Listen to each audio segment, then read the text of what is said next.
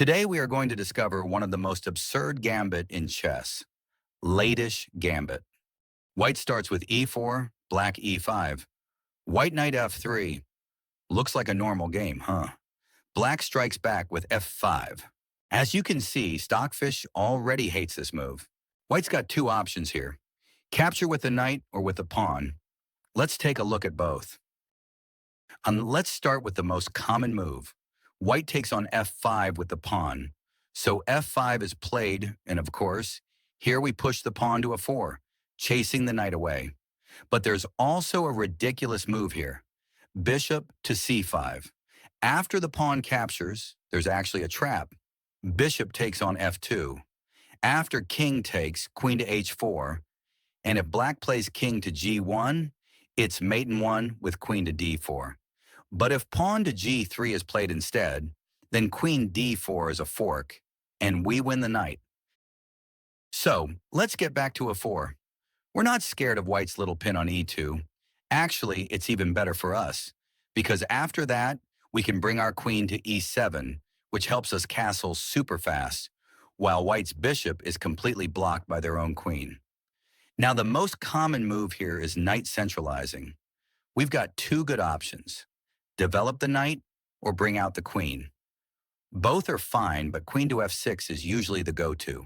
And here, some players try queen to h5, which looks super aggressive, but it's actually terrible. White thinks we can't play pawn to g6 because, oh no, the rook will get trapped. But nope, our rook is perfectly safe. It's protected by the queen. So white can't take it, and now their queen is under attack. They'll have to retreat while their knight is hanging. Usually white goes queen to d5 to defend it, but then we just develop our knight, white grabs the pawn, and boom! Rook to h4, and we're winning material. Some crazy tactics here, and absolutely wild positions. But of course, not everyone's going to play h5 here. Usually they'll just try to protect their knight, making sure that the pawn on f5 can't be taken. So here we go knight to c6, offering a trade. White usually takes, and after that, we recapture with the d-pawn. Normally we'd want to recapture toward the center, but in this case, it's actually better to take with the b-pawn. Why? Because it opens up our bishop and makes our king much safer once we castle. After that, white plays bishop to c4, we grab the pawn on f5, they castle, and we castle queenside. And just look at this, an incredible position. Almost all of our minor pieces are developed, and we're completely ready for an attack. Meanwhile, white is struggling. They can't even push the d-pawn without losing it, and our pieces are all staring right at their king. So yeah, we've got a winning position here. All right, let's take a look at white's strongest option here. Knight captures on a 5. Of course, white is preparing queen to h5, aiming to win some material.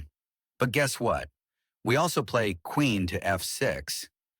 The same bishop gambit idea can appear here too, with the plan of a fork. But if king goes to d1, white actually gets a better position. So after queen to f6, white will most likely play d4.